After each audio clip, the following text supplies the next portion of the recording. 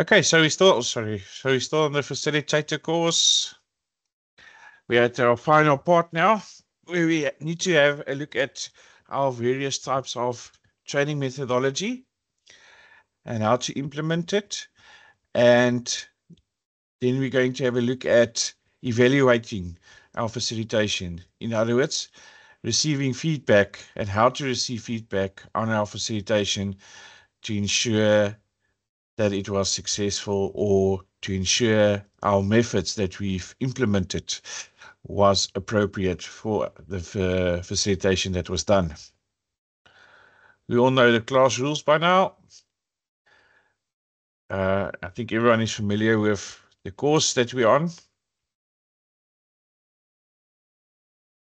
Okay, so the task of the facilitator is to observe, see, feel what is living in the group, and then offer activities which gives individuals the chance to learn and which helps the group to grow.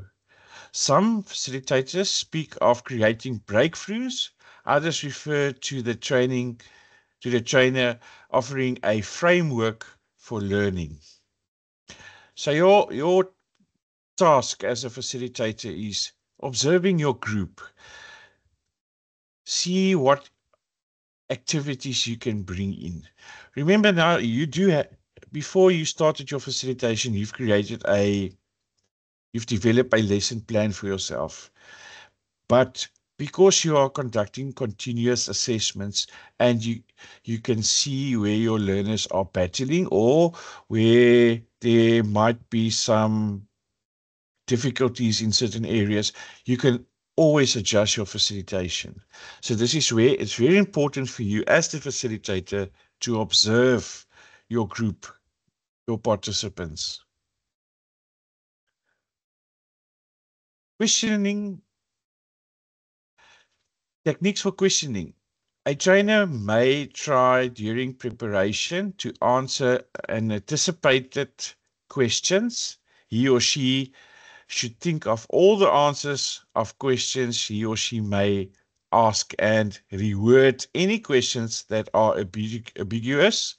Naturally, many questions will occur to the trainer as the session progress, but the wording of the pivotal questions can be planned. What they're just trying to explain to you here is you need to, when preparing your facilitation, be prepared for questions that might come from learners um, that you don't anticipate them asking. So at all times you need to be prepared, because once you start facilitation, once you start training people, they do attend to ask various questions, and it shouldn't be that you are caught off guard. You need to prepare yourself. So when when you start planning for your facilitation, put yourself in the learner's shoes and have a look at, or have a sit down and think, what would you as a learner ask if you're going through your different sections or modules while presenting them? Think of the questions. Why do we say we need to reword them? Some of the materials in the courses, they use the pronunciations and the wording is very, it's not appropriate for some learners to understand. So this is why we say we need to reword then any answers or questions so that they can be more understandable for a learner. This is exactly what we're doing now with this course. If we go work according to word for word on the facilitator course, no one would actually understand what is facilitation and what it is to be a facilitator. So this is why we start breaking it down into more logical steps and more where it makes more sense to everyone. Because at the end of your facilitation is you want people to be able to understand what you facilitated and to adapt that skill. Questions should be arranged in a logical sequence to provide continually to the lesson. In almost every lesson, there should be several prepared questions to ensure desirable directions.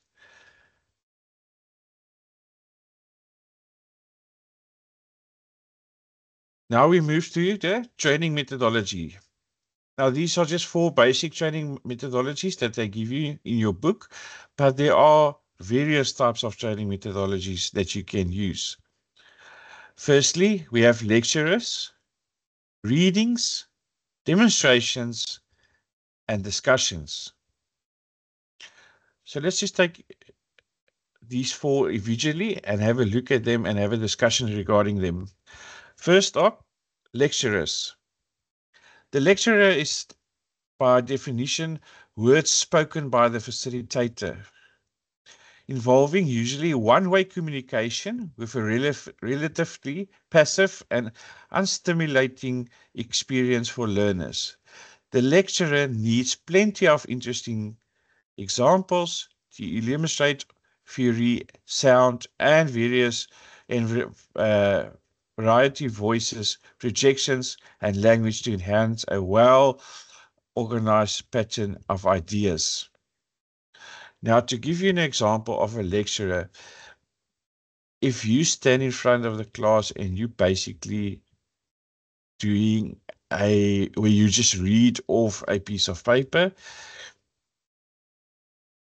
now you can imagine how would your learners find that part or that facilitation that you're busy conducting? They would find it actually boring, just to be plain and simple. Now, when using this type of training methodology, you need to make it more interesting. So what I mean by the one-way communication, it's only the facilitator that is speaking. The learners are not actively involved in this training methodology if you use it, because it's just you that's busy presenting and busy stimulating them. Now, with lecturers, it can be, as I've said, it can be boring because it's physically just you reading off the paper. There's no demonstration. There's no explanation. People doesn't find it interesting. So to make it interesting, you need to then, if you're going to use this training methodology, you need to change your voice. You need to bring in examples, interesting examples. You need to use voice projections. Your language that you use, you need to ensure that it's interesting enough for your learners to actually to understand and participate in your facilitation. So it's a very difficult training methodology to implement. But that said, is you are not bound to just one training methodology when you start conducting your facilitation. You can mix your training methodologies with each other. I'll show you now after we've done the second training methodology. Readings. Readings can effectively expose learners to large quantities of materials, and learners will usually read more material than they could hear in the same length of time. It, however, does not do much to stimulate the sense of the learning. This can overcome to an extent by relating reading to illustration and diagrams, or including these in reading. Now, what you can do is you take reading and lecturing and you can put them into your facilitation. So in other words, you are busy in front of the class, you are busy doing your lecturing. In other words, you're busy presenting your presentation, and then you can ask your class to read a certain section on their own. Some participants, when you implement reading training methodology, some participants might find it more interesting just to read on their own those section, a section. It helps them also understand better. Now, adult learners, they prefer to do reading on their own rather than you lecturing them on a certain module or a certain section. So again, it deviates from participants to participants. This is where everything revolves around your participants. Once you've identified your participants, this is what I've been telling everyone from the beginning of the class. After you've identified your participants, your target group that you have, you would know exactly what type of training methodology to use. So, okay, so now we know this lecturer, there's readings. If we have a look at the next one, demonstrations. This is now not physical demonstrations where you go to Toy Toy or something. Demonstrations, these are merely illustrated lectures or presentations. They are usually suitable for psychomotorical activities, but can also be used to illustrate interpersonal skills, interviewing, communication, discipline, or counseling as an introduction to role-playing a skill. The key to successful demonstration is close integration of the spoken and visual stimuli. If one does precede the other, the verbal should precede the visual.